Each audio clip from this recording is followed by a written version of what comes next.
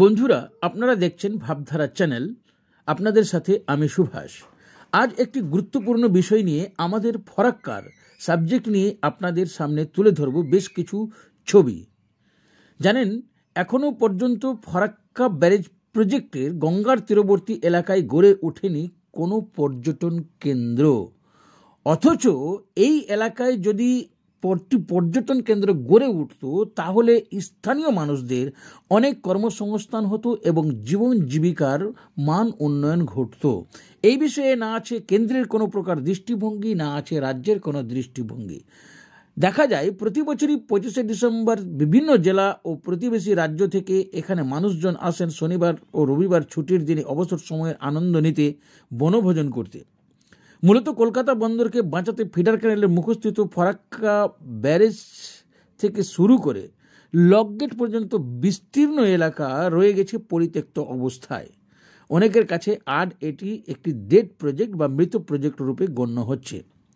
দেশবাসী এবং কেন্দ্রের কাছে এটি আন্তর্জাতিক স্থানরূপে পরিচিত হলেও কেন এই অবস্থা বা কেন এই আন্তর্জাতিক স্থানের উন্নয়ন না হয়ে দিনের পর দিন কেমন যেন অবনতির দিকে এগোচ্ছে বা ছন্নছড়া হয়ে যাচ্ছে, এটি সঠিকভাবে বোঝা যাচ্ছে না। তাহলে কি ধরে নিতে হবে এখানে পরিকল্পনার অভাব রয়েছে? এখানকার প্রজেক্টের যে সমস্ত অফিসিয়ালরা রয়েছেন তারা সঠিক কোনো উদ্যোগ নিতে পারছেন না, সেই পুরনো গতানুগতিক ভাবধারায় চলছেন।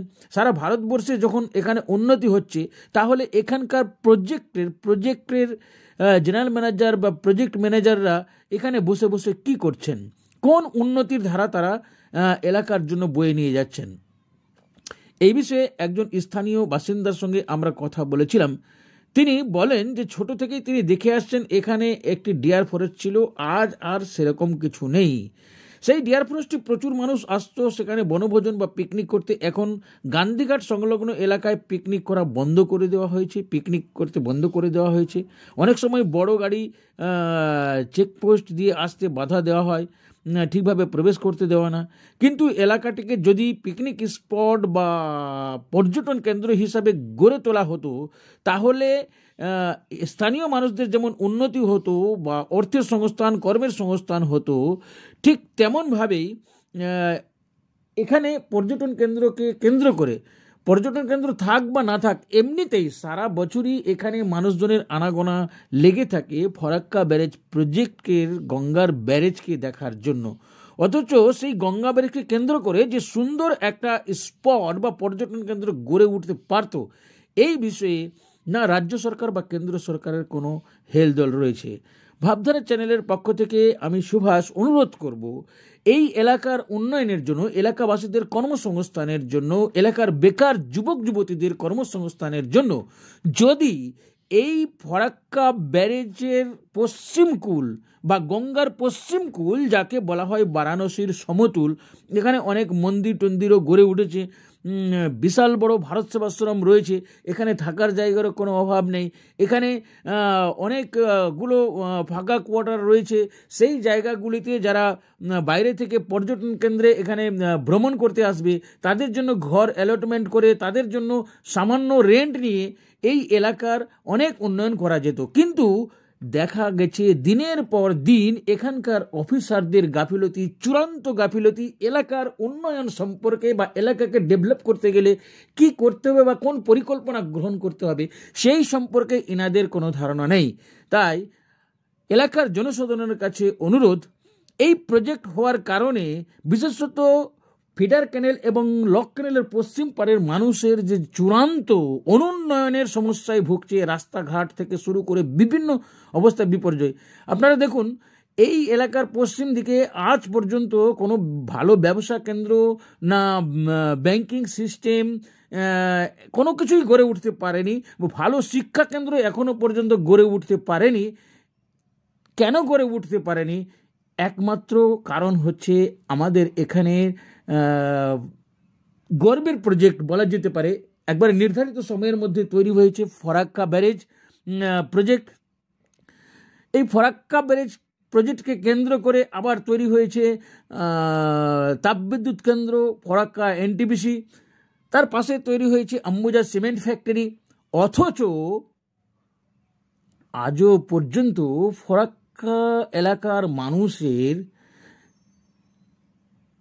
বলতে গেলে সঠিকভাবে সেরকমভাবে আর্থিক উন্নয়ন সেভাবে হয়নি।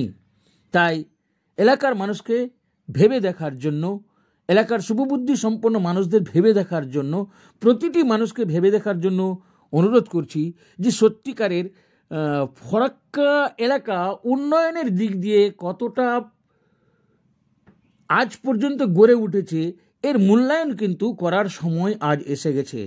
ধন্যবাদ, নমস্কার। ভাবধারা চ্যানেলে, আপনাদের লোকাল চ্যানেলে আপনাদের সাথে আমি সুভাষ এলাকার প্রতিটি মানুষকে ভেবে দেখার জন্য ভাবধারা চ্যানেলের পক্ষ থেকে অনুরোধ রাখছি। জয় হিন্দ, বন্দে মাতরম। ফরাক্কা ব্যারেজে 25শে ডিসেম্বর থেকে শুরু হয় একটা পিকনিকের ঢল। সেই জায়গায় দাঁড়িয়ে ফরাক্কা ব্যারেজে বিভিন্ন জেলা থেকে আসে পিকনিক করতে। জানুয়ারি মাসটা পুরোটাই চলে। এখানে একটা পর্যটন কেন্দ্র এবং পিকনিকের ভালো স্পট করলে কতটা উপকৃত হবে মানুষ? দেখুন, এখানে আমার জন্ম এই ফারাক্কাতেই হয়েছে। আমি জন্ম থেকে এখানেই আছি। তো ছোটোবেলা থেকেই দেখতাম এখানে এই পাশে একটা ডিয়ার ফরেস্ট ছিল, এখন বর্তমানে নেই, কিছুই নেই এখানে। ডিয়ার ফরেস্টেও প্রচুর লোকজন পিকনিক করতে যেত। পাশাপাশি এই ইয়েতে গঙ্গার ধারে পাড়েও অনেকে পিকনিক করতে আসে। এই পিকনিক করে আশেপাশে যে দোকানদাররা আছে তারাও উপকৃত হয়, যারা এখন টোটো চালাচ্ছে, রিক্সা ভ্যান যারা চালাচ্ছে তারাও উপকৃত হয়। পাশাপাশি ফারাক্কা ব্যারেজের বাজার ব্যবসাদাররাও খানিকালি উপকৃত হয়। আর এইখানে যদি একটু সাজিয়ে গুছিয়ে যদি এটা পার্ক বা ইয়ে করতে পারতো ফারাক্কা ব্যারেজ প্রশাসন, তাহলে আরও ভালো, হয়তো আরও বেশি লোকজন আসতো। তারপরে এই দিকটাতে করতে দেয় না, পিকনিক করতে দেয় না। হ্যাঁ, এটাও একটা ব্যাপার অনেকে। তারপরে ওই যে আমাদের ফারাক্কা ব্যারেজ ঢুকতে যে চেকপোস্টটা আছে ওইখানে বড় গাড়ি নিয়ে ঢুকতে দেয় না, যার ফলে অনেকে আবার এদিক ওদিক করে কেউ এনটিপিসি প্ল্যান্টের দিকে চলে যায়, আশেপাশে চলে যায়, নাহলে আরও লোক হতো। খুব ভালো ইয়ে হয় এখানে। এই 25শে ডিসেম্বর থেকে শুরু করে মোটামুটি জানুয়ারি মাসটা রোববার, শনি রোববার এগুলো দেখে ভালো পিকনিক হয়। তাহলে কি ফরাক্কা ব্যারেজে চেকপোস্টটা থাকার জন্য কি আগের থেকে যে পিকনিকের ঢলটা ছিল সেটা অনেকটাই কমে গেছে? হ্যাঁ, পিকনিক আগে এই সমস্ত গাড়ি টাড়ি করে যারা আসতো আর কি, বাস আসতো, তারপরে মিনি ট্রাকগুলো আসতো, ইয়েগুলো ম্যাটাডোর ফ্যাটাডোর নিয়ে বিভিন্ন ধরনের ছোট গাড়ি বড় গাড়ি নিয়ে অনেকেই আসতো। এখন এই ফারাক্কা ব্যারেজের চেকপোস্টে আটকে দেওয়ার জন্য, গাড়িগুলো ঢুকতে না দেওয়ার জন্য বেশ কিছু লোক অন্য জায়গায় চলে যাচ্ছে। ওই আপনার ডাউন স্ট্রিমে অনেকে চলে যাচ্ছে, ফিগার ক্যানেলের গঙ্গার ডাউন স্ট্রিমে অনেকে চলে যাচ্ছে পিকনিক করতে। কি নাম দাদা আপনার? আমার নাম অনুপম চক্রবর্তী। আপনি এখানকার বাসিন্দা? হ্যাঁ।